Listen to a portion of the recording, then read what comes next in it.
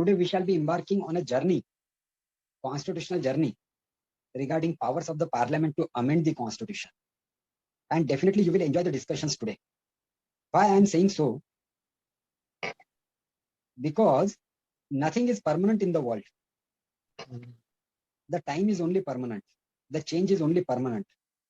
So things which are today may not be there tomorrow. And what we considered just and proper today may not be just, fair, reasonable and proper tomorrow. तो आपने सुना होगा जब हम रामायण या Mahabharat serial देखते थे TV पर, तो मैं समय और समय का चक्र घूमते रहता है. This is the kind of beginning we used to see in that serial. Why I am taking the context of that here in our constitutional law lecture, and when we are having topic that amendment of the Indian Constitution, because this provision of amending the Constitution, which was very much inserted by the Constituent Assembly itself, has called for the judicial scrutiny by the Supreme Court in many cases, and the court has come out with the different view at different moment of time. And therefore it's interesting to have a lecture on this topic or a discussion on this topic. यानी भारत के संविधान में क्या बदलाव किए जा सकते हैं, क्या सुधारणाएं की जा सकती है. देखो, सुधारना तो एक सोफिस्टिकेटेड वर्ड हो गया. शब्द भले ही सुधारना ऐसा हम उपयोग करें, लेकिन वास्तव रूप में ये बदल है. तो भारत के संविधान में हम कितने प्रकार के, कैसे और किस हद तक बदलाव कर सकते हैं और कहां जाकर हमको रुकना है, इस प्रकार का विवेचन करने की आवश्यकता आर्टिकल 368 हमको देता है, कंपेल करता है. It force us to have that discussion about the constitution of India and the parliament's power to amend it. From very beginning, from day one, when we adopted the Constitution of India, and the Constitution created the institutions like Supreme Court of India, Parliament, and the executive machinery.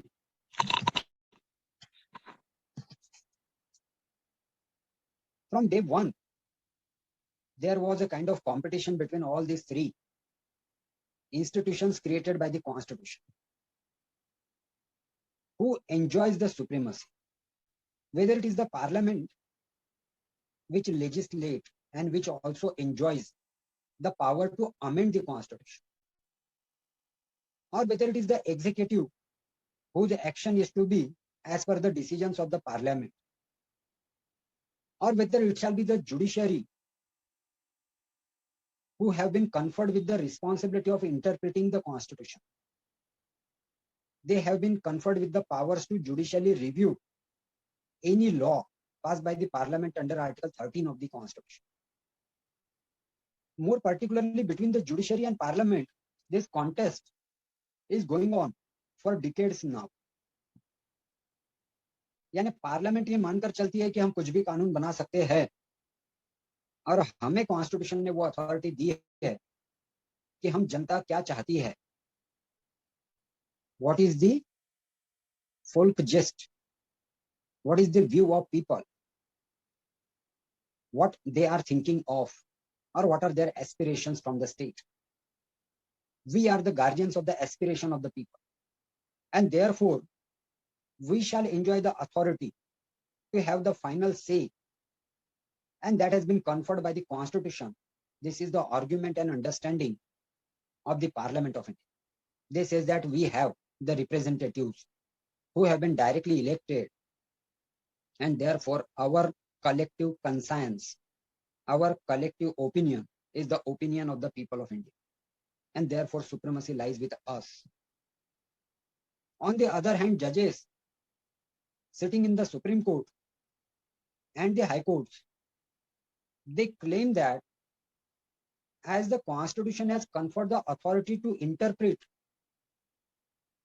the provisions of the Constitution upon us, upon the judiciary, it is for us to see that every action of the Parliament must have the sanction of the constitution, and the constituent assembly has conferred with us the powers and have put upon us the responsibility to judicially review the actions of the parliament.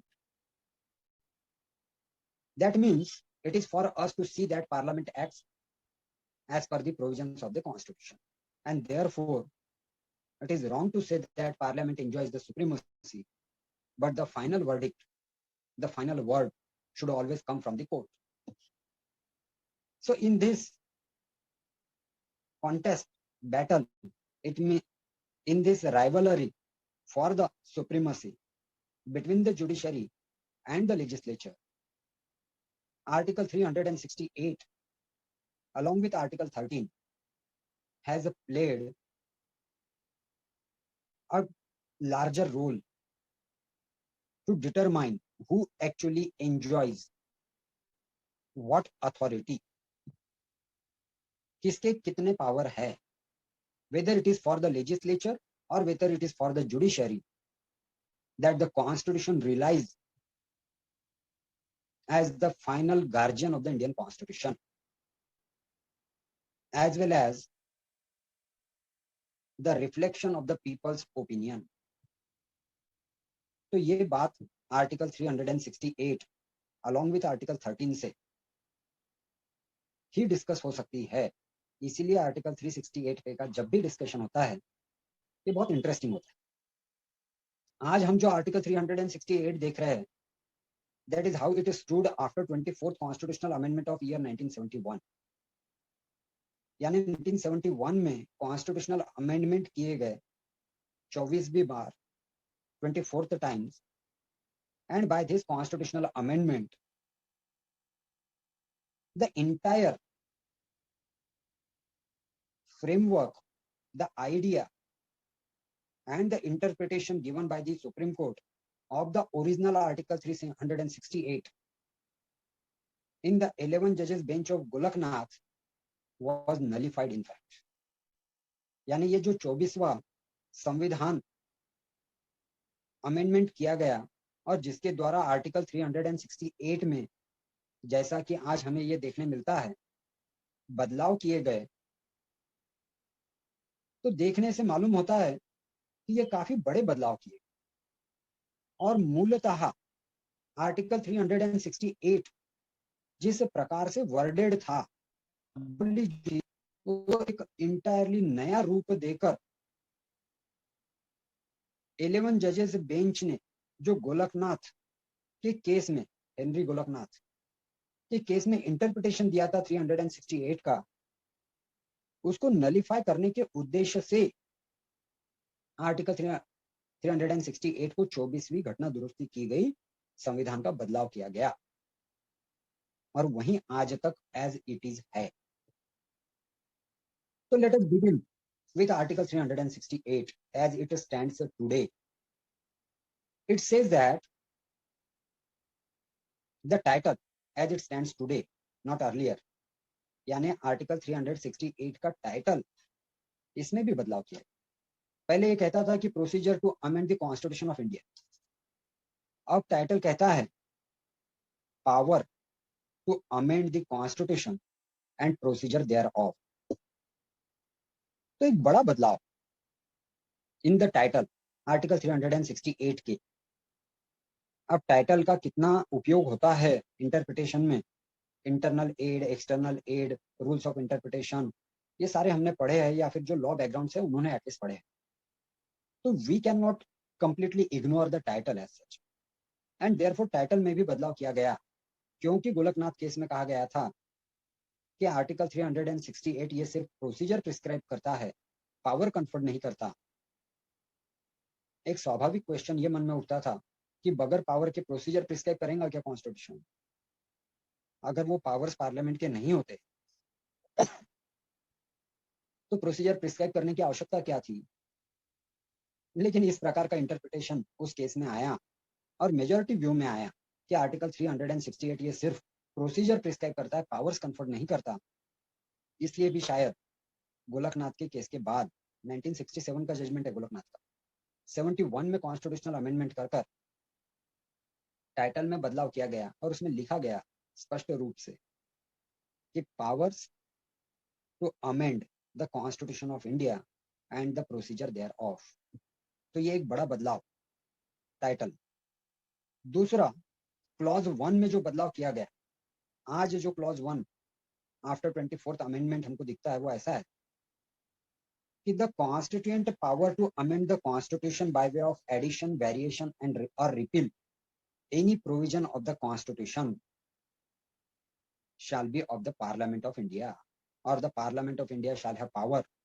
But which kind of power? Constituent power. देखो clause 1 आज जो हमको दिखता है उसमें power की बात specifically की गई है और ऐसा लिखा गया है कि पार्लियामेंट ऑफ इंडिया को पावर्स होंगे। किस प्रकार के पावर्स होंगे? तो वो बदलाव कर सकते हैं।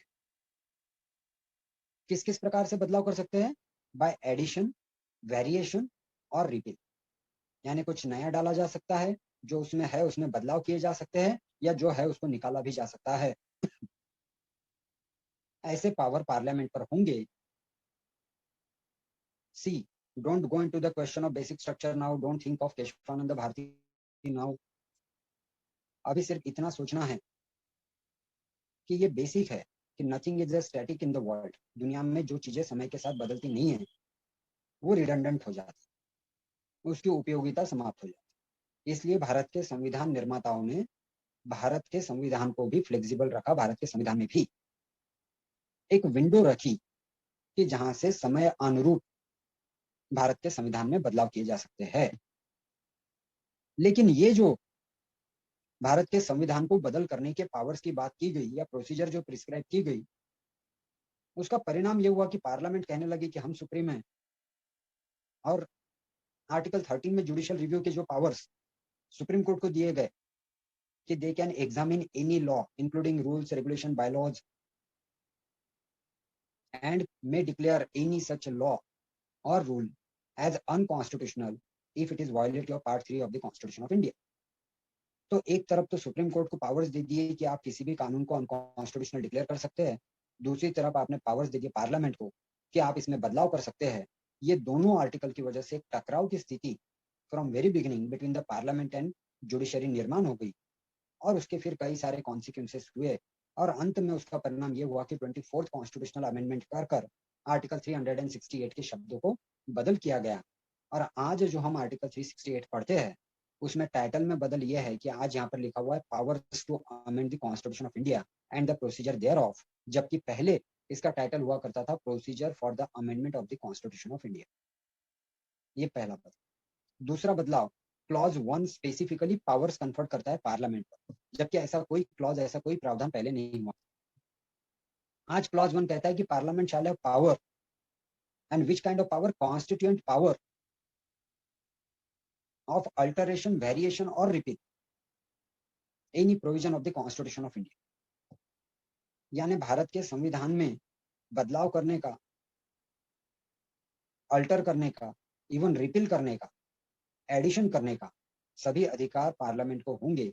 ऐसा अधिकार, ऐसे powers clause 1 of article 368 confers on the parliament। Clause 2 says that it is obligatory for the president to give his assent to a bill for amendment presented to him after being passed by both the houses of the parliament। यानी president of India के powers को cartel करते। सो legislature सर्वे सर्वा बनना चाहते, executive can not return it for reconsideration. Clause 2 says that if a bill once passed for the amendment of Indian Constitution by both house of the parliament,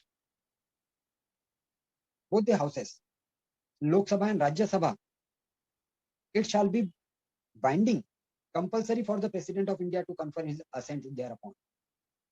इस प्रकार का clause 2 आज हमको देखना। तो एक तरह से कहा जाए तो भारत के संविधान में 24वीं घटना दुरुस्ती के बाद अब ये बात साफ हो गई है कि पार्लियामेंट को पावर्स है भारत का संविधान चाहे वैसे बदलने का। अगर आप लिटरल मीनिंग लगा रहे शब्द रचना। हालांकि 42nd कॉन्स्टिट्यूशनल अमेंडमेंट में कोशिश हुई कि हम चाहे कुछ भी करें, आर्टिकल 368 में जो अमेंडमेंट होंगे उसे किसी भी प्रकार से जुडिशियल रिव्यू करने के पावर कोर्ट को नहीं होंगे, लेकिन कोर्ट ने इन बदलाव को खारिज कर दिया और यह अमेंडमेंट जो 42nd कॉन्स्टिट्यूशनल अमेंडमेंट में judicial review of parliament's constituent power to amend the constitution were excluded, the amendments were excluded from the powers of judicial review conferred on the court. तो इस अमेंडमेंट को Minerva mills में court ने कहा कि ऐसे amendment आप नहीं कर सकते, या अगेंस्ट द बेसिक स्ट्रक्चर। तो चलिए आज हम ये देख रहे हैं कि पावर्स की बात आर्टिकल 368 करता है। वो ये भी बात करता है कि किसी भी प्रकार का एडिशन, वेरिएशन या रिपील करने के पावर्स पार्लियामेंट को होंगे, और साफ शब्दों में इस प्रकार का बदलाव 24th कॉन्स्टिट्यूशनल अमेंडमेंट से किया गया। तो ये 24th कॉन्स्टिट्यूशनल अमेंडमेंट क्यों किया गया, उसके पीछे की भूमिका क्या थी, वो सारा कोर्स ऑफ एक्शन हम देखेंगे। लेकिन पहले कुछ बेसिक बातें about the amendment of the constitution, यानी संविधान के जो सुधार होते हैं, बदलाव होते हैं, उसके बारे में क्या कन्वेंशन है, क्या लॉ है, क्या प्रैक्टिसेस है, दुनिया में किस प्रकार से इनको किया जाता है। तो कुछ संविधान ये जो है ये कन्वेंशन बेस्ड संविधान है दुनिया में, जहां पर लिखित नहीं होता है, कोर्ट मानकर चलता है, कोर्ट अश्योर्ड करता है, कोर्ट रिकॉग्नाइज करता है, एज एंड व्हेन केस उनके सामने आती है। लेकिन अगर किसी ने पूछा कि कहाँ लिखा है, तो वो लिखा हुआ दिखाने के लिए रिटन डॉक्यूमेंट नहीं होते। इसलिए कई सारे कॉन्स्टिट्यूशनल प्रिंसिपल्स ये कन्वेंशन बेस्ड है। That means it is not necessary that all the constitutional provisions will exist formally. They do exist informally. Convention, practice, customs. And if the constitutional principles and provisions do exist informally, they can also be amended informally. मैं ये कहना चाह रहा हूं कि हर बात लिखी भी नहीं होती। जब हम युवकों को, युवतियों को पढ़ाते हैं क्लास में, तो हम कहते हैं कि हर हाँ का मतलब हाँ नहीं होता और हर ना का मतलब ना नहीं होता। तो प्रेम की भाषा ही अलग होती। वैसा ही कुछ संविधान में भी हर जो चीज लिखी होती है वो वैसी ही होती है, जरूरी नहीं, और जो लिखा हुआ नहीं होता है वो नहीं ही होता है।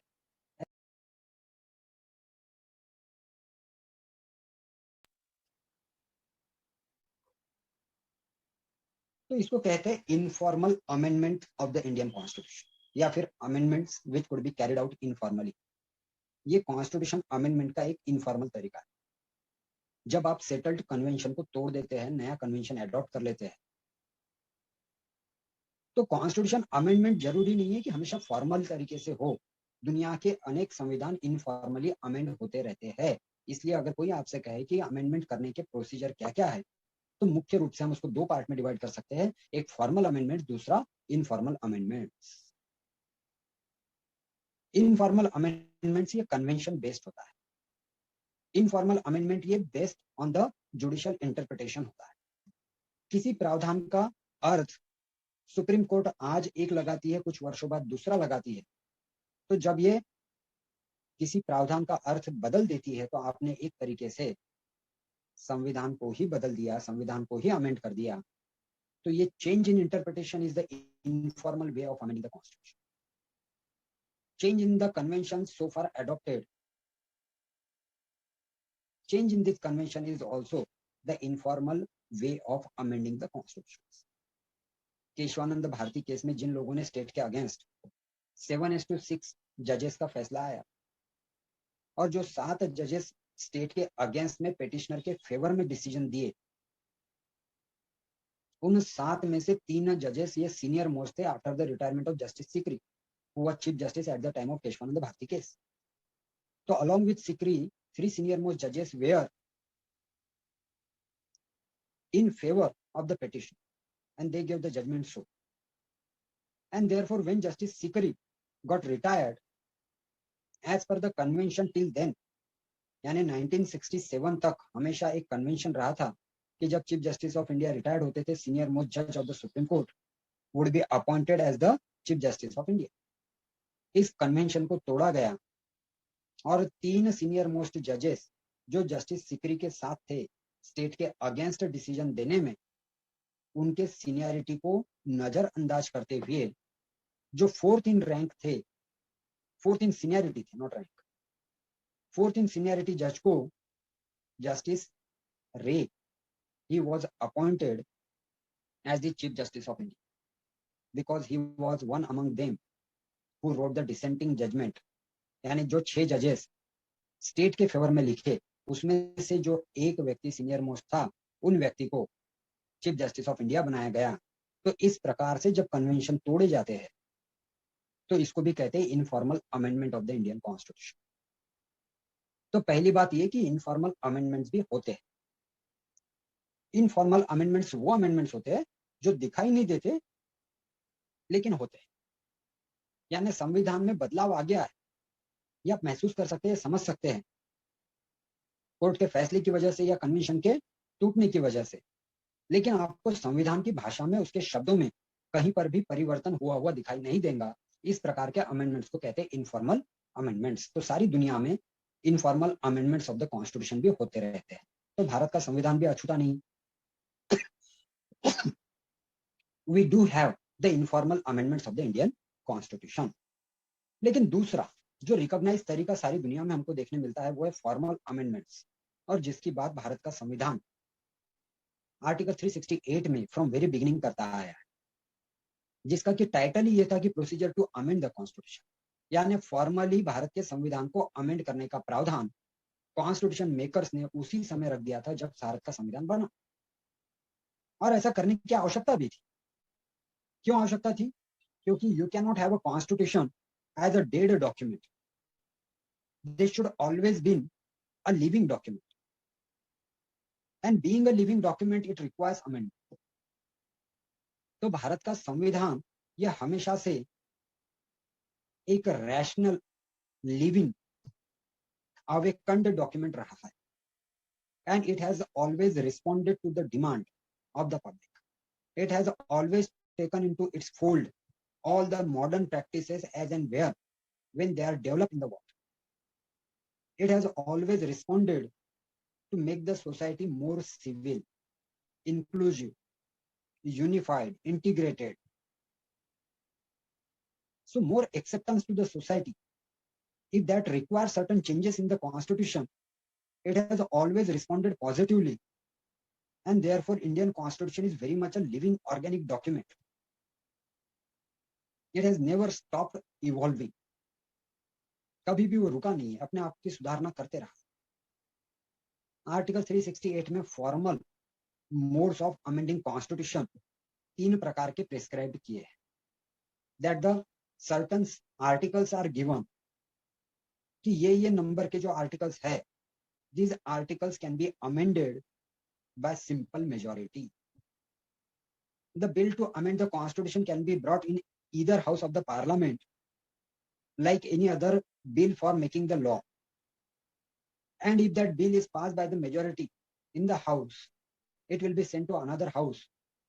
And if it has been passed in both the houses, then bill will be sent for the assent of the president, for whom it is compulsory to give the assent.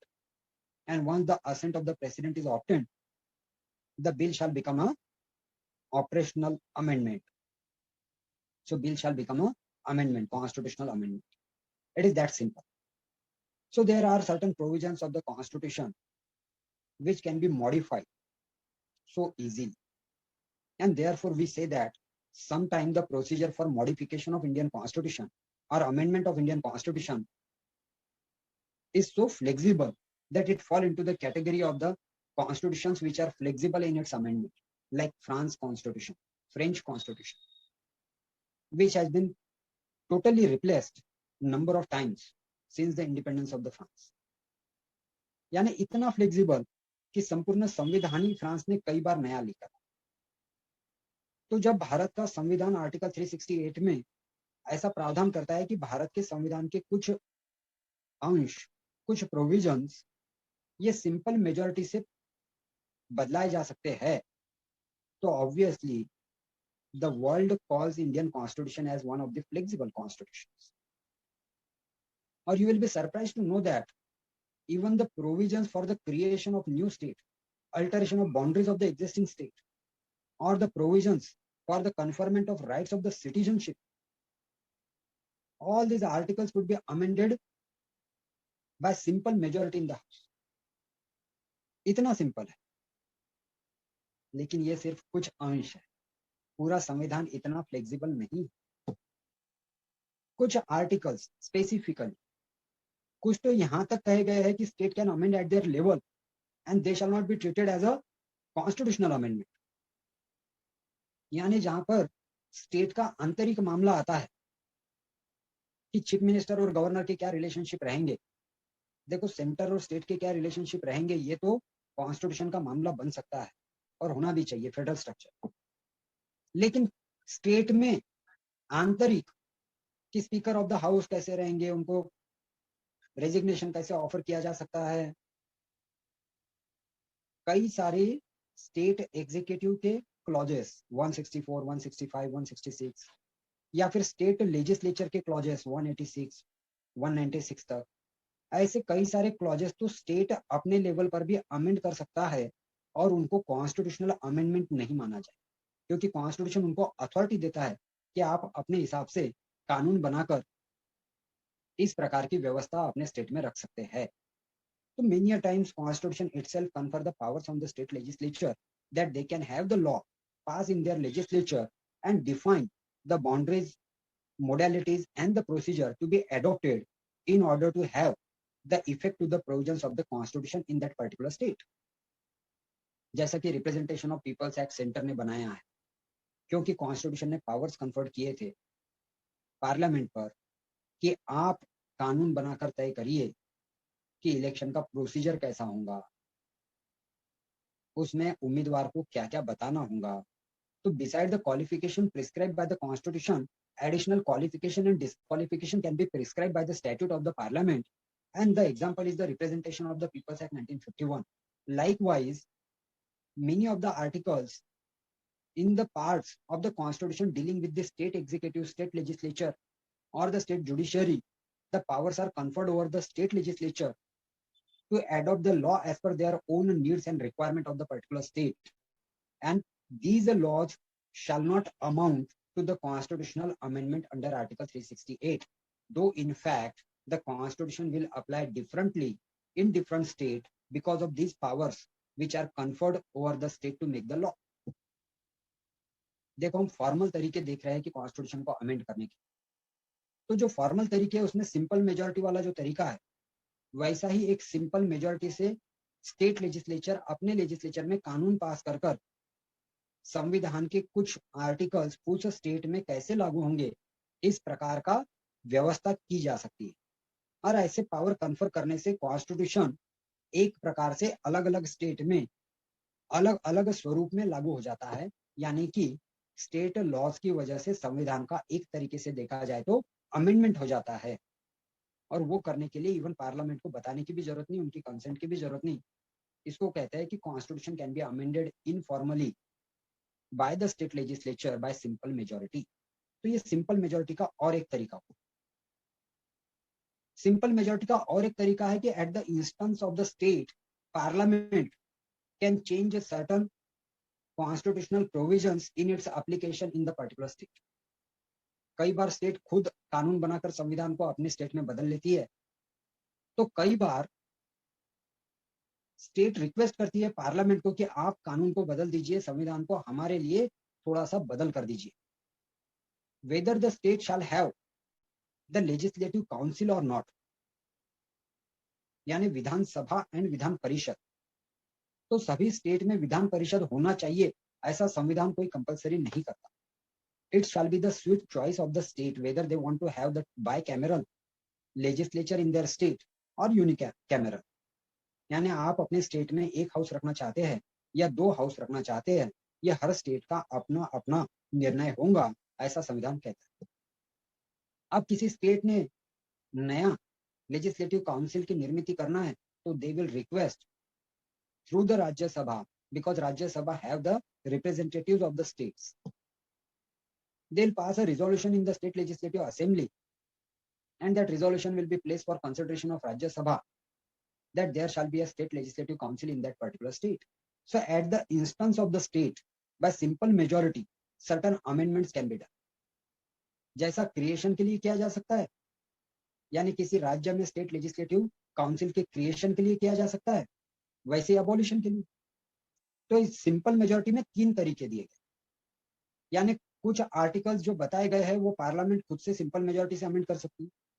कुछ आर्टिकल स्टेट को power देती है कि आप simple majority से इनका अलग अलग रूप अपने स्टेट में लगाइए। कुछ आर्टिकल्स ऐसे हैं कि जिन पर निर्णय लेकर स्टेट लेजिस्लेचर पार्लियामेंट को कहता है कि आप हमको संविधान में सुधारना कर दीजिए, और फिर पार्लियामेंट को ये सुधारना करने के सिंपल मेजोरिटी से पावर है। तो सिंपल मेजोरिटी से कॉन्स्टिट्यूशन अमेंडमेंट करने के 3 तरीके हो गए। एक, by bringing any bill just like any other law in the parliament to amend the articles mentioned in the article 368 this particular clause. दूसरा, by having amendment by the state legislature itself. This is another mode of amending the constitution by simple majority. And the third mode of amending the constitution by simple majority is at the instance of the concerned legislature. यानी अगर legislature चाहे तो parliament को request कर सकती है कि आप इसमें बदलाव कर दे दीजिए, और वो बदलाव लागू हो जाएंगे सिंपल मेजोरिटी से अगर कानून पास होता है। तो ये एक तरीका हुआ कॉन्स्टिट्यूशन को अमेंड करने का।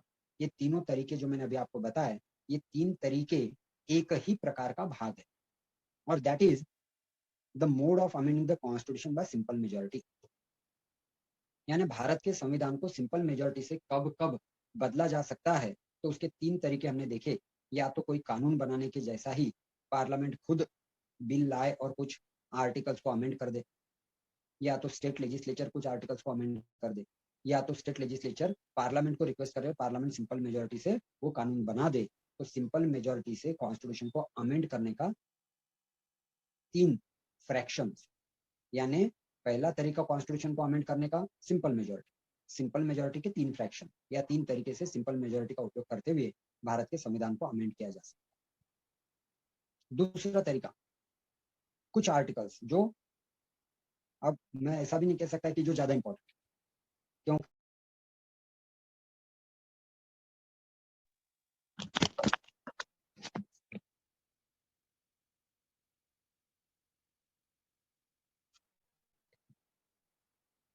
या नया स्टेट क्रिएट करना, इस आर्टिकल को भी अगर हम सिंपल मेजोरिटी से अमेंड कर सकते हैं, तो कॉन्स्टिट्यूशन मेकर्स ने कौन से इंपॉर्टेंट आर्टिकल है, कौन से ज्यादा इंपॉर्टेंट नहीं है, उस आधार पर ये दूसरा तरीका पहला तरीका अमेंडमेंट का दिया हो, ऐसा कहना भी उचित नहीं हो। बस हम ये कह सकते हैं कि there are different modes of amending the constitution, और पहला तरीका था बाय सिंपल मेजोरिटी। अब कौन से आर्टिकल इसमें रखे गए, क्यों रखे गए, ये एक लंबी रिसर्च का विषय है। We cannot simply comment on that only because these articles were not of that much importance, ऐसा हम नहीं कह सकते। तो कुछ आर्टिकल्स भारतीय संविधान के सिंपल मेजोरिटी से अमेंड हो सकते हैं, और कुछ आर्टिकल्स जो है स्पेशल मेजोरिटी से अमेंड होंगे। सिर्फ और सिर्फ स्पेशल मेजोरिटी होंगी तभी ये आर्टिकल्स अमेंड होंगे। तो another mode of amending Indian constitution is that certain provisions of Indian constitution can be amended only and only by special majority. अब स्पेशल मेजोरिटी क्या है, हम सभी को मालूम, majority of the person present and voting in the house and the majority, overall majority of the house. ये 2 parameter जब पूरे होते हैं, यानी 2/3 members present and voting, and this 2/3 shall not be less than the simple majority in ideal circumstances of the house। यानी ये 2/3 वाला number हमेशा उस हाउस के जो गोल्डन नंबर रहता है 273, जिनके पास इतना बहुमत सदन में लोकसभा में रहेगा, that will be a party holding the majority. तो 273 जो है ये हाउस का मेजोरिटी नंबर है, मैजिक नंबर। तो स्पेशल मेजोरिटी किसे कहते हैं कि जब हाउस में जितने लोग मौजूद है उसका 2/3 66.66%, 2/3, यानी हर 3 में से 2 लोग जब उस प्रकार के संविधान संशोधन की मंजूरी दे, और ये 3 में से 2 का जो फिगर है, ये नंबर मैजिक फिगर से कम नहीं होना चाहिए। यानी अगर हाउस में सिर्फ 300 लोग मौजूद है और 300 में से 200 लोगों ने कहा कि संविधान को सुधार कर लो, हर 3 में से 2 लोगों ने तो कह दिया कि हमारी मंजूरी है, लेकिन टोटल लोग जिन्होंने ये कहा कि हमारी मंजूरी है, उसकी टोटल हो रही है 200, और 200 is not more than the majority, simple majority of the house. House की मेजोरिटी नंबर क्या है? 273। तो इस सिचुएशन में हम ये नहीं कह सकते कि bill has been pass by special majority in the house. मुझे लगता है कि इतना छोटा टेक्निकल बात आप सभी के ध्यान में आ सकती है, बहुत कॉम्प्लिकेटेड नहीं है। स्पेशल मेजोरिटी से जो प्रोविजंस अमेंड किए जा सकते हैं, उनको अमेंड करने के लिए आवश्यकता होती है कि सदन के उस गृह में जितने सदस्य उस वक्त मौजूद है, उनमें से 2/3 की मेजोरिटी उस बिल के पक्ष में अपना मतदान करे, अपना मत रखे। और ये जो 2/3 मेंबर्स की संख्या है, ये टोटल हाउस के मेजोरिटी से कम नहीं होनी चाहिए। तो फिर हम कहेंगे कि बिल स्पेशल मेजोरिटी से उस हाउस में पास हो। लेकिन स्पेशल मेजोरिटी से जो प्रावधान अमेंड करने हैं, संशोधित करने हैं, वो सिर्फ एक हाउस की स्पेशल मेजोरिटी से नहीं होंगे। एक हाउस जहां की बिल इंट्रोड्यूस किया गया है, वहां स्पेशल मेजोरिटी से पास होने के बाद this bill will be sent to another house. वहां पर सेम प्रक्रिया का पुनरावृत्ति होंगी। यानी वहां पर फिर से हाउस में उस दिन जितने लोग मौजूद है, उसका 2/3 नंबर बिल के पक्ष में होना चाहिए, और ये 2/3 नंबर टोटल हाउस के मेजोरिटी से ज्यादा होना चाहिए। तब ही हम कहेंगे कि बिल दोनों हाउस में स्पेशल मेजोरिटी से पास हो गया। इसके बाद प्रेसिडेंट की अगर उस पर असेंट हो जाती है, जो कि प्रेसिडेंट को देना कंपलसरी है, तो हम कहेंगे कि constitution is been amended by the special majority. Some of the articles of the Indian constitution can be amended by special majority. यानी a few can be amended by simple majority, another some can be amended by the special majority, and there are a few which can only be amended by the special majority in the house plus ratification by more than 50% state legislatures। अगर भारत के संविधान में schedule 1 में 30 state legislatures है, तो 30 legislature से majority of legislature में जब ये स्पेशल मेजॉरिटी से पास हुआ संवैधानिक संशोधन को मंजूरी प्राप्त हो जाएंगे, रेटिफाइड हो जाएगा, तब फिर हम कहेंगे कि भारत के संविधान के इस प्रकार के प्रावधानों को अमेंड किया जाता है। और इसमें कौन से प्रावधान आते हैं? तो बहुत ही ज्यादा डेलिकेट, जैसे कि सेंटर स्टेट रिलेशनशिप, कौन से विषय पर स्टेट को अधिकार होंगे, कौन से विषय पर पार्लियामेंट को अधिकार होंगे, या सेंट्रल गवर्नमेंट को अधिकार होंगे, इसमें अगर बदलाव करना है, तीनों लिस्ट के सब्जेक्ट को वैलिड कर, तो फिर रेटिफाइड बाय 50%। स्टेट लिस्ट का सब्जेक्ट उठाकर सेंट्रल लिस्ट में डालना है, या फिर वाइस वर्सा। यानी जो अभी तक पावर स्टेट के हुआ करते थे, state was having power to impose the sales tax on the goods which will be sold in their territory. And point business जहां पर होता है, वहां पर टैक्स लगाने के प्रावधान में अधिकार अगर स्टेट का था या कॉन्करेंट लिस्ट में यह विषय हुआ करता था, अब अगर हम इसको उठाकर सेंट्रल लिस्ट में डालना चाहते हैं और सारे स्टेट के सेल्स टैक्स को अबॉलिश कर एक केंद्रीकृत विक्री कर लाना चाहते हैं, तो फिर ये बदलाव करने के लिए special majority in the house plus ratification by more than 50% state legislature is compulsory. उसके बगैर नहीं हो सकता। ऐसे कई इंपॉर्टेंट प्रावधान को इस कैटेगरी में रखा गया है, जैसे change into the powers of the president. President के पावर्स आप बदलाना चाहते हैं। जब मैं कहता हूँ प्रेसिडेंट के पावर, तो ऑब्वियसली किसी भी ऑर्गन के, पार्लियामेंट के पावर, जुडिशरी के पावर, या composition of the supreme court and high court 124 या फिर 213 14 हाई कोर्ट के पावर्स में बदलाव करना चाहते हैं, सुप्रीम कोर्ट के पावर्स में, प्रेसिडेंट के पावर में, तो ये रेटिफिकेशन वाला प्रोविजन। यानी आर्टिकल 368 में 3 प्रकार से भारतीय संविधान को विभाजित किया गया है। कुछ प्रावधान सिंपल मेजोरिटी से अमेंड किए जा सकते हैं, कुछ प्रावधान को स्पेशल मेजोरिटी लगेंगी, और कुछ प्रावधान special majority plus ratification by the 50% state legislature, जिसमें कि article 54, 55 president's power, 73, 162 ordinance making powers, 124 या फिर 214 high court and supreme court के पावर। तो ऐसे अनेक आर्टिकल उनको अगर बदलाव करना है तो ratification by 50% state in addition to special majority in the houses of the parliament is compulsory. That is the third mode prescribed by Article 368 to amend the constitution. और एक थोड़ा सा एक्सक्लूजन था कि जम्मू एंड कश्मीर क्योंकि उसका स्टेटस प्रेसिडेंशियल ऑर्डर से special status था तो पार्लियामेंट के पावर नहीं थे कि जम्मू एंड कश्मीर के मामले में कोई भी कानून बनाए या उस पावर को चेंज करे जब तक कि प्रेसिडेंशियल ऑर्डर नहीं रहता। तो ये एक थोड़ा सा एक्सक्लूजन था, अब उसका कोई रिलेवेंस नहीं रहा।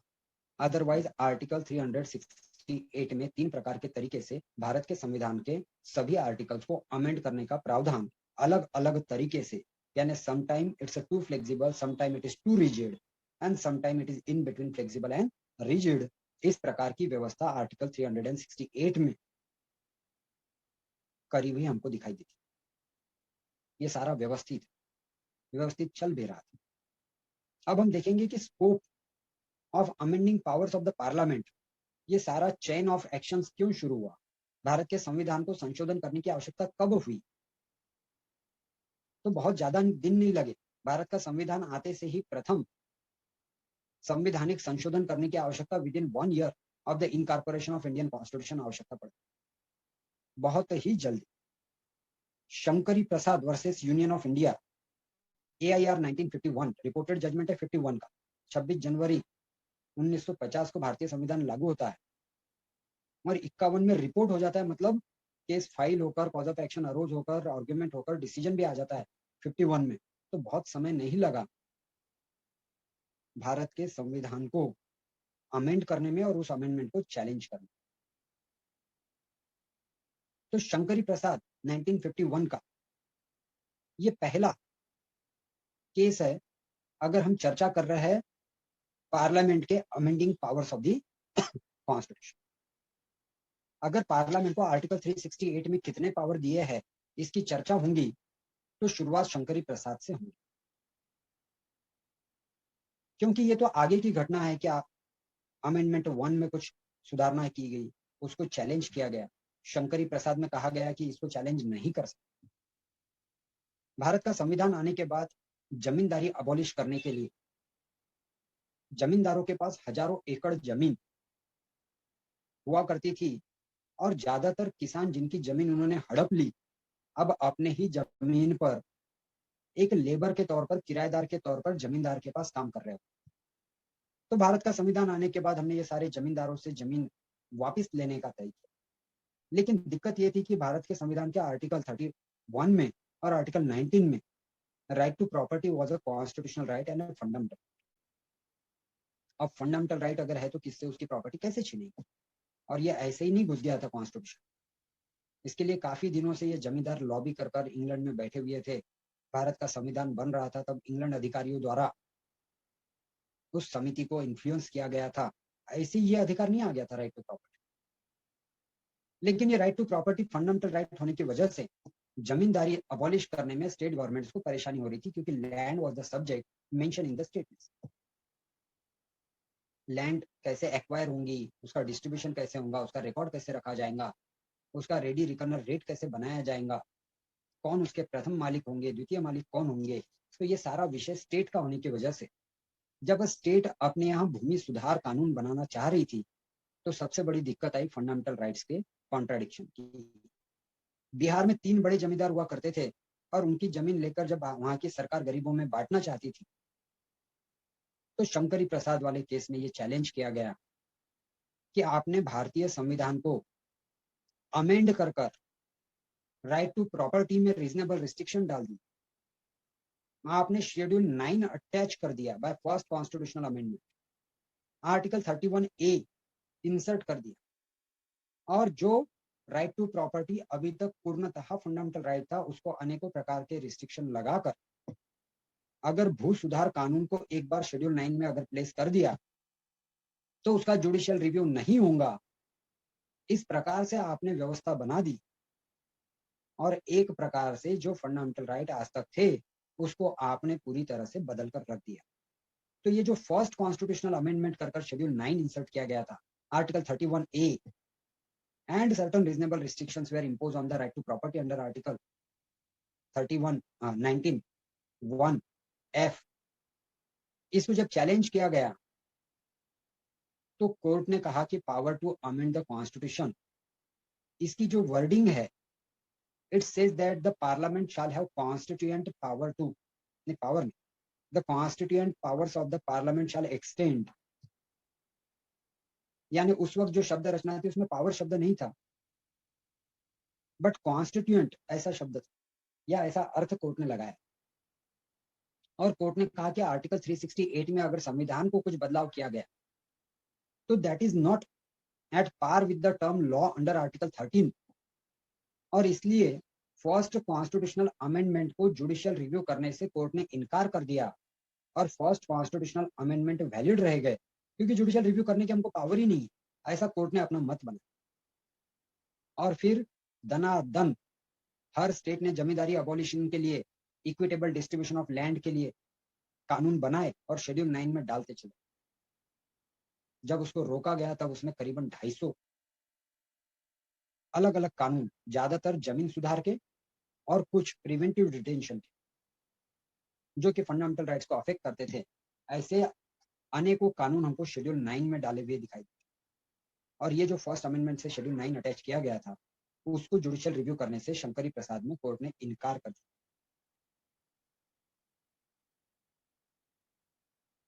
मामला यह था कि कॉन्स्टिट्यूएंट पावर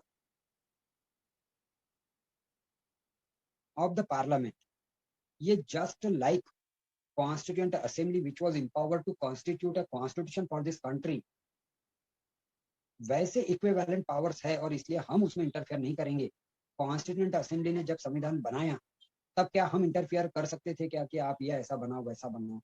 तो जब हम कॉन्स्टिट्यूएंट असेंबली को इंटरफेयर नहीं कर सकते थे, तो वही पावर जब पार्लियामेंट एक्सरसाइज करती है संविधान को सुधारने के, तो तब वो पार्लियामेंट करके नहीं है, बल्कि संविधान सभा का ही एक प्रारूप है और इसलिए हम उस पर इंटरफेयर नहीं करेंगे। ऐसा सुप्रीम कोर्ट का स्टैंड शंकरी प्रसाद में रहा और वही स्टैंड उन्होंने कंटिन्यू किया सज्जन सिंह के केस। तो शुरुआत में आर्टिकल 368 में जो पार्लियामेंट के पावर्स है लॉ बनाने के, उसमें इंटरफेयर करने से कोर्ट ने खुद को रोका। कोर्ट ने कहा कि that is beyond our jurisdiction, और शंकरी प्रसाद से लेकर वही लॉ कंटिन्यू रहा जब तक कि गोलकनाथ का केस नहीं है। इस दरमियान अमेंडमेंट हुए कॉन्स्टिट्यूशन में, और अमेंडमेंट होकर 24th कॉन्स्टिट्यूशनल अमेंडमेंट वो भी आ गई। 17th कॉन्स्टिट्यूशनल अमेंडमेंट में स्टेट शब्द के अर्थ को बताया गया। 17th constitutional amendment Sajjan Singh versus state of Rajasthan में चैलेंज हुई। उसमें भी कोर्ट ने 1964 की जो अमेंडमेंट थी उसमें इंटरफेयर करने से मना कर दिया। यानी शंकरी प्रसाद का लॉ कंसिस्टेंट था और कोर्ट ये मानकर चल रही थी कि अमेंडमेंट के मामले में जुडिशियल रिव्यू के पावर्स कोर्ट के पास नहीं है और पार्लियामेंट को अनलिमिटेड पावर्स है। यहां तक कि कोर्ट ने शंकरी प्रसाद में कह दिया कि even if by exercising powers under article 368 parliament is amending the fundamental rights, we have no power to intervene. हमें किसी भी प्रकार का इसमें इंटरफेरेंस करने के अधिकार नहीं है। ऐसा फर्स्ट अमेंडमेंट के चैलेंज करने के वक्त भी कहा और 17th अमेंडमेंट को चैलेंज जब 1964 में किया गया तब भी कोर्ट ने उसको इंटरफेयर करने से मना कर दिया। और ये सारे जो प्रॉब्लम थे, फर्स्ट अमेंडमेंट, 9th शेड्यूल का creation, the term compensation and amount to be paid while acquiring the land, state इस शब्द का अर्थ, ये सारे amendment 1, article amendment 17, inclusion of article schedule 9, insertion of various laws under schedule 9। Schedule 9 ये अलग ही class था, उसमें जो कानून एक बार डाल देते थे उसका जुडिशियल रिव्यू नहीं होता। तो इन सबको चैलेंज किया गया गोलकनाथ वाली केस। और गोलकनाथ की केस इसीलिए इंपॉर्टेंट है क्योंकि इसमें first constitutional amendment, fourth constitutional amendment और 17th कॉन्स्टिट्यूशनल अमेंडमेंट, ये तीनों को एक साथ चैलेंज किया गया, जो कि ऑलरेडी शंकरी प्रसाद, सज्जन सिंह और भी दूसरे छोटे छोटे मैटर में ऑलरेडी डिसाइड हो चुका था मामला, इन सबको फिर से देखने के लिए रिक्वेस्ट की गई। ऑब्वियसली जिस मामले में ऑलरेडी कुछ फैसले आ चुके होते हैं, अगर उनको फिर से देखना है, Henry Golaknath versus state of Punjab, तो लार्जर कॉन्स्टिट्यूशनल बेंच कॉन्स्टिट्यूट करना पड़ेगा। वही हुआ, 11 जजेस की लार्जर कॉन्स्टिट्यूशनल बेंच ने ये केस सुनने का तय किया, जिसमें कि कोई जमींदार उनकी जमीन वहां की सरकार कानून के तहत हथियाना चाहती थी और डिस्ट्रीब्यूट करना चाहती। तो गोलकनाथ का केस अब एक कॉन्स्टिट्यूशनल बेंच के सामने सुनाई जाने वाला था, और उस वक्त की ये सबसे बड़ी कॉन्स्टिट्यूशनल बेंच थी। जब भारत का संविधान बना और सुप्रीम कोर्ट की रचना हुई तो मात्र 7 जजेस थे, बाद में वो बढ़कर 11 हो गए। तो फुल कॉन्स्टिट्यूशनल बेंच, 11 जजेस, constitution amendment 1, constitution amendment 4, constitutional amendment 17, जिसमें कि राइट टू प्रॉपर्टी को कम किया गया था, उसका स्टेटस फंडामेंटल राइट से कॉन्स्टिट्यूशनल राइट बना दिया गया। शेड्यूल 9 में अंधाधुंध तरीके से कानूनों को रखा जा रहा था। ये सारे अमेंडमेंट्स को चैलेंज किया गया by the Henry Golaknath versus state of Pakistan, state of Punjab, इस केस में। और इसका फैसला आया 1967, और फैसला बहुत थीन मेजोरिटी से आया। 11 थे तो 6:5, एक तरफ 6 और एक तरफ 5। और जो मेजोरिटी फैसला आया उसमें शंकरी प्रसाद, सज्जन सिंह, इन केसेस को रिवर्स ओवर रूल्ड कर दिया गया। देखो जर्नी 368 की जर्नी पर हम चले। शंकरी प्रसाद ने अमेंडमेंट को सही ठहराते हैं, उसके ऊपर देखते नहीं है। बाद में कोहलो की केस में भी अमेंडमेंट सही है, उसके बाद में सज्जन सिंह की केस में भी अमेंडमेंट सही है, we don't have power to intervene. और 1950 से 1967 गोलकनाथ का फैसला आने तक पार्लियामेंट का व्यू ये है कि constitutional amendments can not be treated at par with the law, the term law over which judicial review powers are conferred to the Supreme Court. All of a sudden, by a thin majority of 6:5, the views henceforth settled by many judicial pronouncements were exactly given the different meaning, opposite meaning. और अब गोलकनाथ की case में majority कहती है कि parliament has power to supreme court has power to judicially review the amendments made by the parliament. और logic क्या देते हैं? तो 2 लॉजिक देते हैं। एक तो कॉन्स्टिट्यूएंट असेंबली, उसके जो पावर्स थे संविधान बनाने के, वो किसी संविधान से प्राप्त हुए हुए पावर्स नहीं थे, अनलिमिटेड पावर्स थे। जबकि पार्लियामेंट को कॉन्स्टिट्यूशन अमेंड करने के जो पावर्स है वो संविधान से प्राप्त है। तो दोनों के पावर्स, कॉन्स्टिट्यूएंट असेंबली के पावर और पार्लियामेंट के power to amend the constitution, इन दोनों को एट पार नहीं रखा जा सकता, दोनों को सेम नहीं माना जा सकता। ऐसा लॉजिक सुब्बा राव जस्टिस, जो कि उस वक्त चीफ जस्टिस हुआ करते थे भारत के, उन्होंने लॉजिक दिया। और दूसरा एक कम कन्विंसिंग लेकिन the logic adopted by then supreme court जजेस, क्या आर्टिकल 368 में टाइटल कहता है कि procedure to amend the constitution, कहीं पर भी ये powers of the parliament to amend the constitution ऐसा नहीं कहता। और इसलिए ये कहना कि पावर्स अनलिमिटेड है, जो कि अभी तक का ओपिनियन था, क्योंकि वहां शब्द पावर्स नहीं है, मात्र प्रोसीजर लिखा है, इसलिए कोर्ट ने अभी तक के जो सारे शंकरी प्रसाद से लेकर फैसले आए थे उनको ओवर रूल्ड करते हुए ये कहा कि चाहे कोई भी कानून हो, अगर कॉन्स्टिट्यूशन अमेंडमेंट भी हो रही है और फंडामेंटल राइट्स अफेक्ट होने वाले हैं, तो हम चेक करेंगे कि क्या इस संविधान संशोधन को मंजूरी देना है या नहीं देना है, just like any other law. और ऐसा एग्जैक्टली अपोजिट व्यू गोलकनाथ की केस में आता है। ऑब्वियसली हाहाकार मच गया। अब अगर ये सारे जो अभी तक के फैसले आए हैं वो गलत है, तो फिर वो सारी जमीन जो अभी तक एक्वायर हुई थी, इन सब का क्या? इसलिए कोर्ट पहली बार American doctrine of prospective overruling, यानी 27/2/1967, जिस दिन ये फैसला आया ये फैसले के प्रावधान आगे लागू होंगे, जो अभी तक हो गया उसको हम डिस्टर्ब नहीं करेंगे। इस प्रकार की American doctrine of prospective over ruling को स्वीकार किया। और जो केस थी कि amendment first, amendment fourth and amendment 17 ये अनकॉन्स्टिट्यूशनल डिक्लेयर किए जाए,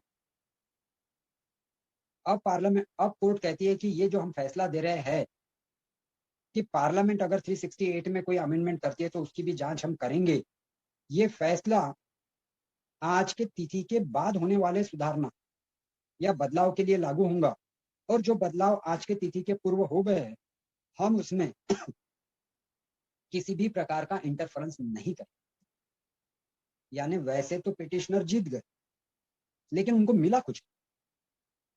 पिटिशनर की बात कोर्ट ने मानी कि अमेंडमेंट के जो पावर्स है पार्लियामेंट के वो अनलिमिटेड नहीं है, उसका भी जुडिशियल रिव्यू होना चाहिए। लेकिन बावजूद इसके पिटिशनर को हाथ कुछ नहीं लगा। पिटिशनर चाहते थे कि अमेंडमेंट 1, 4, 17 ये अनकॉन्स्टिट्यूशनल डिक्लेयर हो।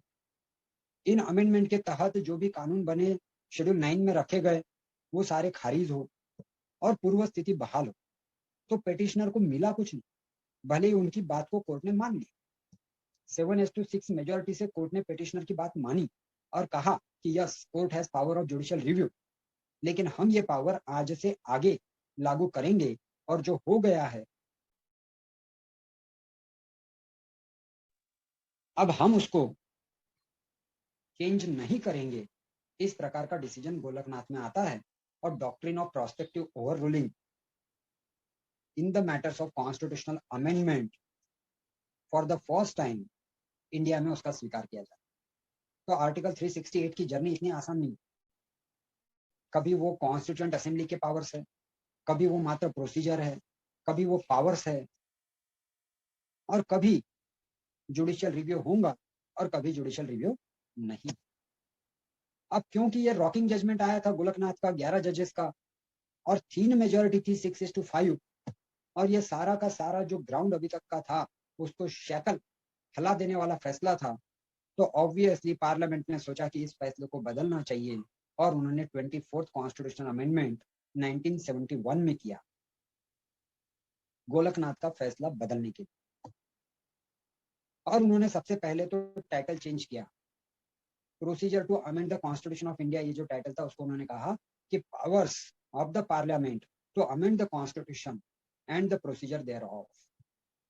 देखो गोलकनाथ में फैसला आ जाता है कि कहाँ पावर लिखे है, यहाँ तो सिर्फ प्रोसीजर है। तो पार्लियामेंट क्या करती है कि ओके हम बदल देते हैं और आर्टिकल 368 का टाइटल ही बदल।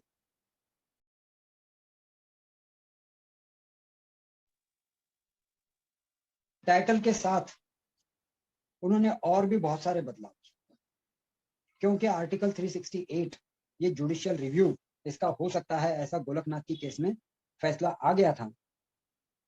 इसलिए अब जो बदलाव 24th कॉन्स्टिट्यूशनल अमेंडमेंट में हुए उसमें पहला क्लॉज ऐड किया गया जो कि हमने शुरुआत में देखा था, which confers the powers on the parliament to add, vary और repeal any provision of the constitution. यानी हमारे पावर्स फंडामेंटल राइट्स को भी ऐड करने के हैं, रिपील उसको वेरी करने के हैं, रिपील करने के हैं, ऐसा साफ साफ उसमें ऐड किया है। दूसरा, यानी टाइटल चेंज हो गया, क्लॉज 1 में पावर कन्फर्ड हो गए और साथ में 24th कॉन्स्टिट्यूशनल अमेंडमेंट में प्रेसिडेंट के भी हाथ बांध दिए गए जैसा कि मैंने शुरुआत में कहा, and president is bound to give his consent to the constitutional amendments if they are approved by both the house of the parliament. अब ये 24वीं घटना दुरुस्ती हुई और उसमें इस प्रकार से पावर्स कन्फर्ड कर दिए गए, तो obviously matter will go to the court of law, क्योंकि अभी तक एक व्यू था, फिर कॉन्स्टिट्यूशनल जजमेंट आता है 6-5, उस व्यू को अपोजिट व्यू लिया जाता है और अपोजिट व्यू लिया जाता है तो फिर संविधान को सुधारना करके फिर से पार्लियामेंट अपने पावर इस्टेब्लिश करना चाहती है। फिर से मैटर कोर्ट में जाता है। इस बार उस जजमेंट पर हम आ गए कि संत केशवानंद भारती सतपाद वलगुरु, यानी एक मठ के मठाधीश जिनकी मठ की जमीन सरकार एक्वायर करना चाहती थी, केरला सरकार लेना चाहती, जमींदारों की जमीन तो ली जा रही थी। माइनॉरिटी, रिलीजियस माइनॉरिटी की जमीन को प्रोटेक्शन करने के लिए संविधान में पहले ही प्रावधान था। अब मठ की जमीन जब लेने की कोशिश हुई तो उन्होंने ये 24th कॉन्स्टिट्यूशनल अमेंडमेंट और उसी साल 25th कॉन्स्टिट्यूशनल अमेंडमेंट भी आया था जिस जिसमें के शब्द कॉम्पेंसेशन को बदलकर अमाउंट कर दिया गया था, इन दोनों अमेंडमेंट्स को चैलेंज किया। यानी केशवानंद भारती केस में गोलकनाथ की परिस्थिति को जो बदल दिया गया था बाय 24th कॉन्स्टिट्यूशनल अमेंडमेंट, उसको चैलेंज किया। इसका मतलब पिटिशनर का क्या मानना था?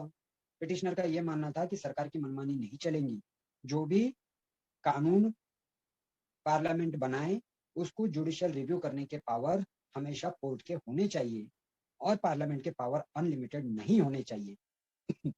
और इसलिए जो बदलाव आर्टिकल 368 में किए गए वो सारे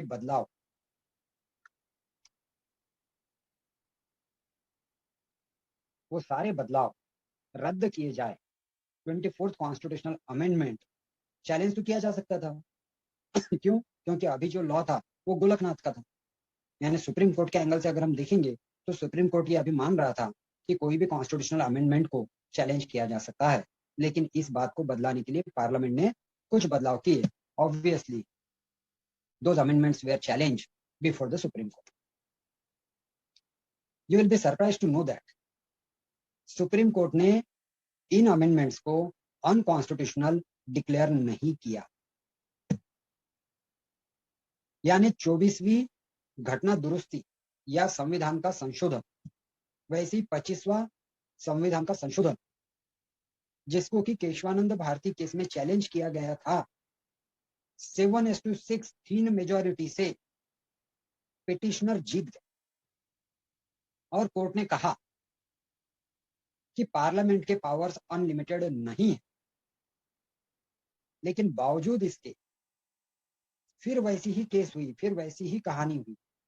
गोलकनाथ में भी पिटिशनर जीते थे लेकिन उनको कुछ मिला नहीं था,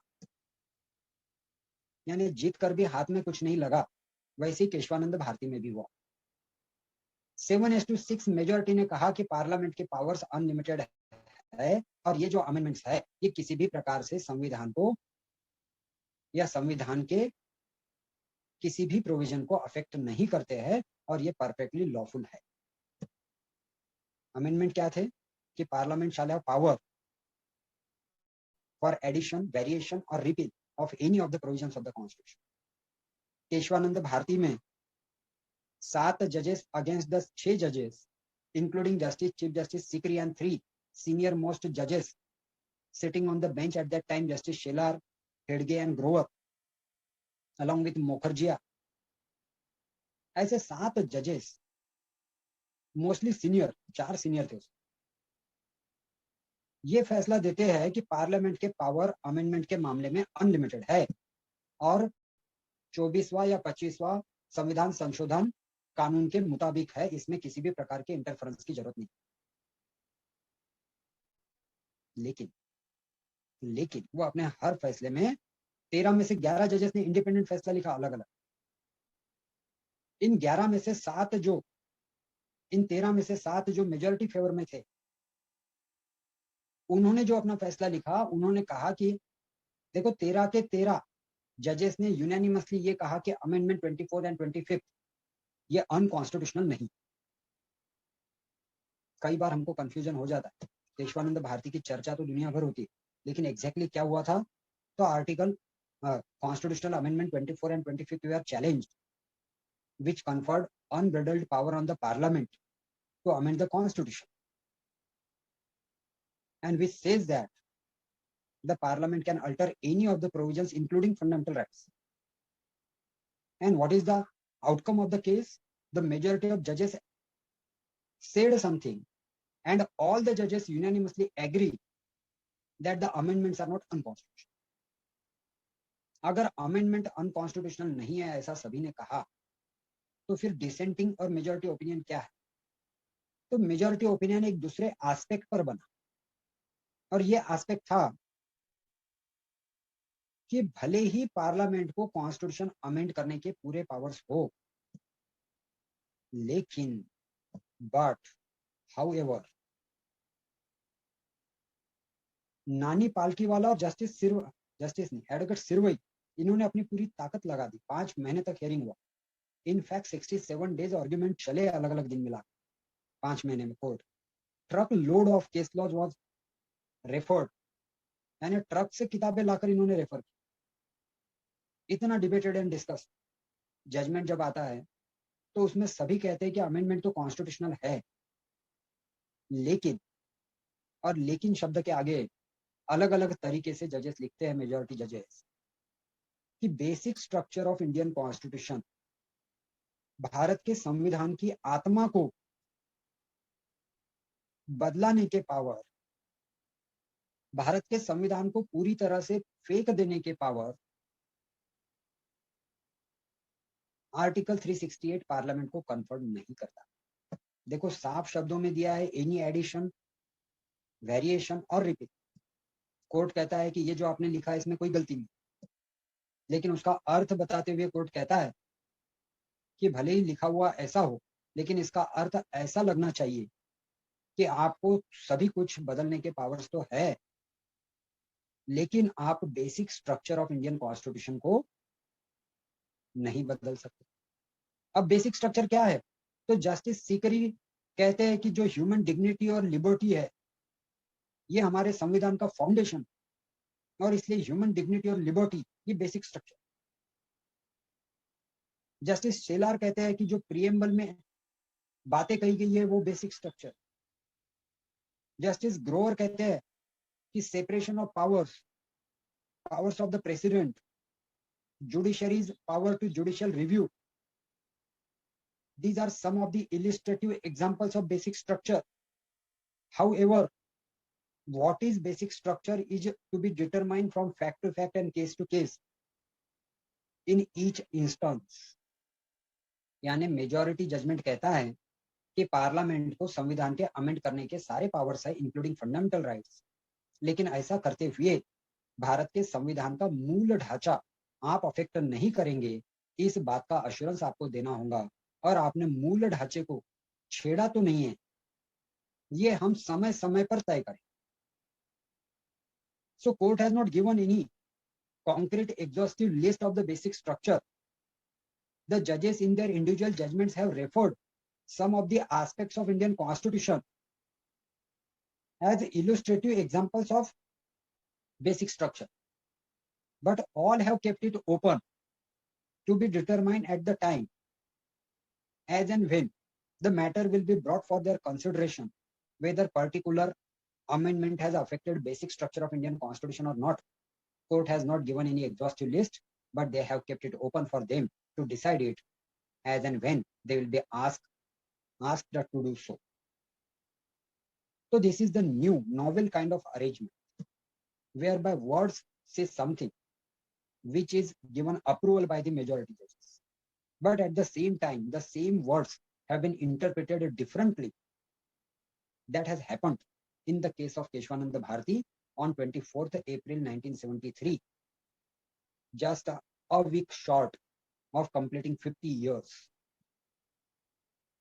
73 और अभी 23 अप्रैल के महीने में फैसला, 50 साल पूरे हो रहे, and the judgment is still holding its ground.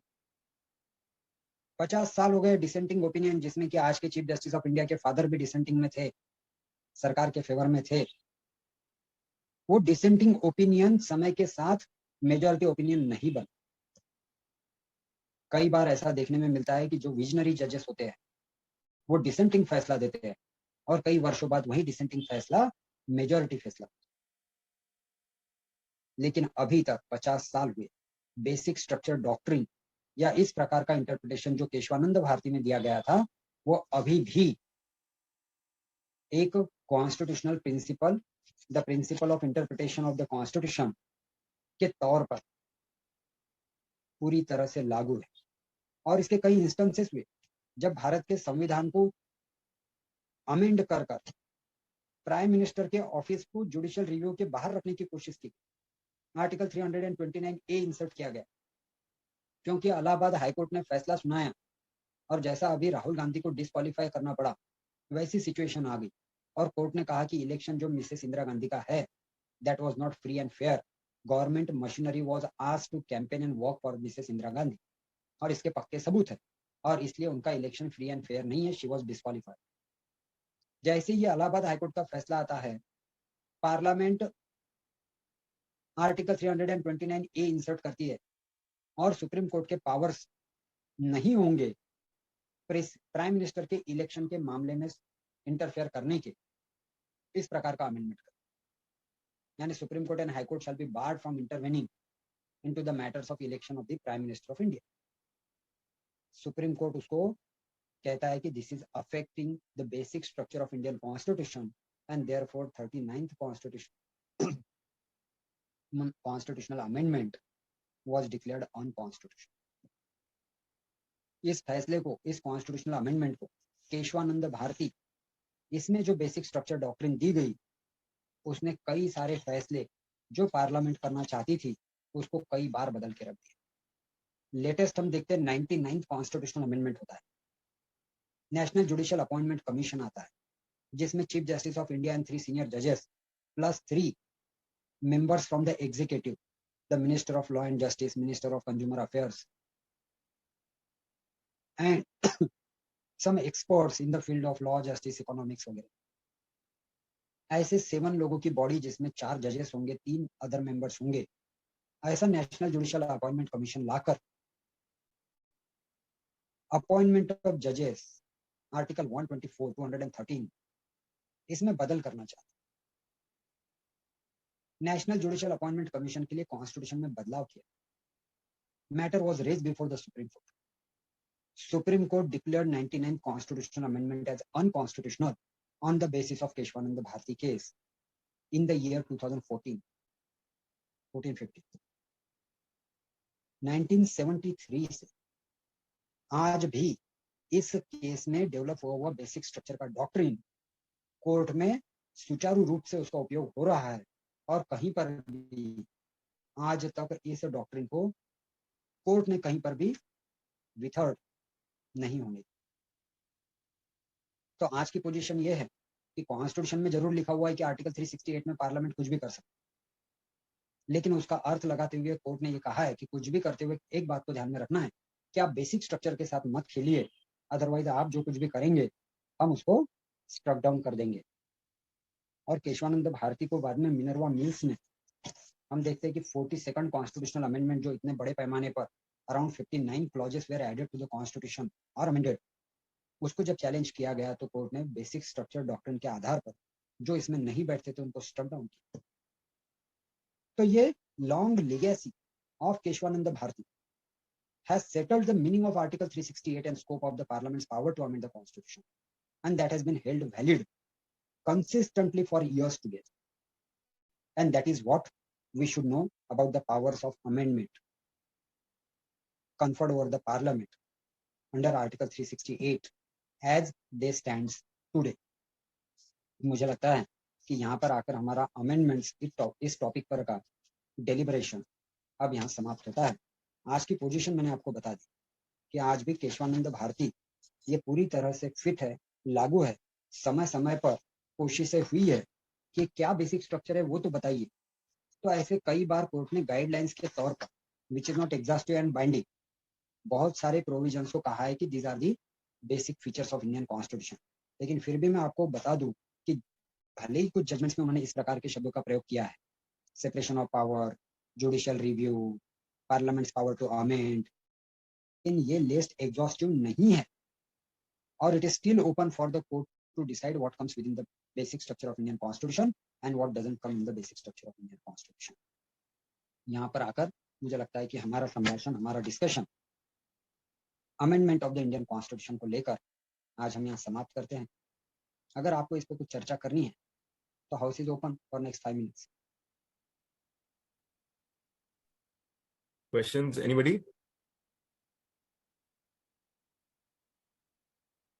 Are we all Yes. good?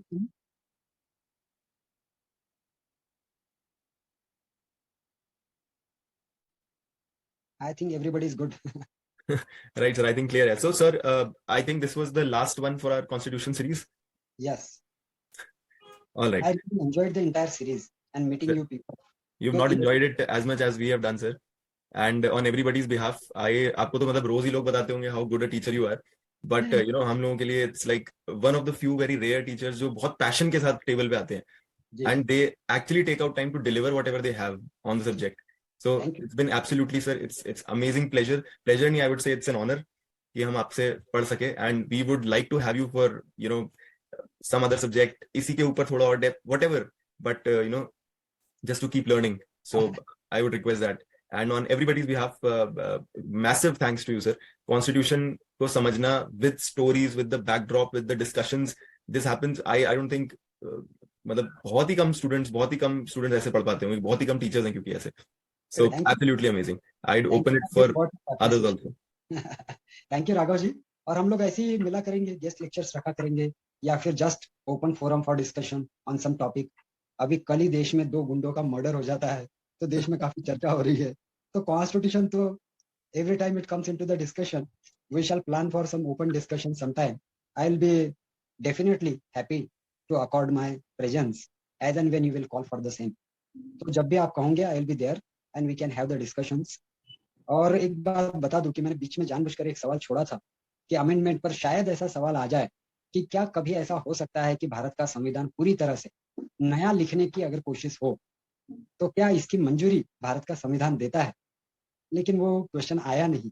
I deliberately left it open कि शायद कोई कहे कि ऐसा हो सकता है क्या. तो चलिए, मेरी खुद की उत्सुकता है इसलिए बता दूं कि केशवानंद भारती के पहले ऐसा 2 बार जजेस ने कन्फर किया है. उन्होंने कहा कि entry 97 of union list and any other matter shall be with in the jurisdiction of the parliament.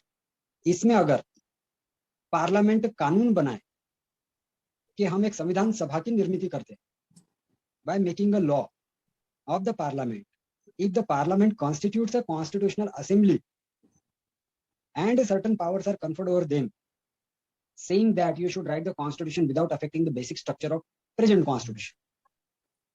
तो court will not intervene. Court बोलेगा कि देखो बेसिक स्ट्रक्चर अगर अफेक्ट नहीं हो रहा है तो हमें कोई प्रॉब्लम नहीं है. ये these are not my opinion, these are the wordings of Justice Hegde, and the opinion was given the concurrence by some other judge also, Justice Khanna, in some cases. तो ऐसे बहुत सारी विषय हमेशा आते रहेंगे, चर्चा हम करते रहेंगे. भारत का संविधान अमेंड होता रहा है. पिछले 9 साल में सिर्फ 6 बार हुआ है. Otherwise on an average her winter session में 1 बार बिल अमेंडमेंट के लिए जरूर आता रहा है. तो चलिए, on this note I will take your leave. Thank you for being with me everybody. तो सर, आपके ओपिनियन में नया लिखा जाना चाहिए या नहीं लिखा जाना चाहिए? ये तो बहुत ही स्ट्रेट फॉरवर्ड क्वेश्चन है. मुझे ऐसा लगता है कि कोई भी नई एक्सरसाइज तब तक नहीं करनी चाहिए जब तक कि आपको सेटल्ड चीजों में बहुत बड़ी कुछ खामियां, अगर सिर्फ एंजॉयमेंट के लिए कुछ नहीं करना चाहिए. If things are settled, you are governing 140 crore population by a document and things are going smoothly.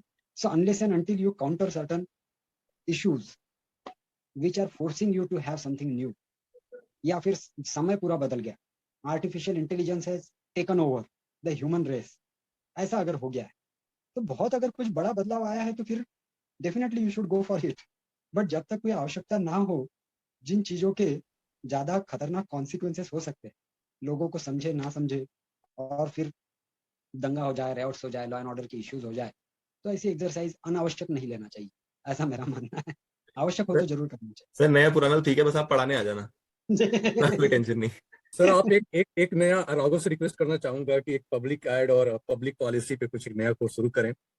अब मुझे लगता है कि काफी लोग आएंगे, because sir have a very great knowledge about the constitution. So public policy is also very open subject matter. So I would like to request, let us see Raghav क्या करते हैं. सर से बात करते हैं sir. Will definitely connect on that. Raghav ji is a gem. He has lot many resources and he can bring good people on every topic. मैंने जो भी इनके सारे सर, आप ऐसे नहीं भाग सकते, पब्लिक पॉलिसी पे आप ही आओगे. देखते हैं. चलो, thank you. Thank you so much sir. Thank you, sir. Thank you, sir. Thank you, everybody. Enjoy. Bye, sir. Bye.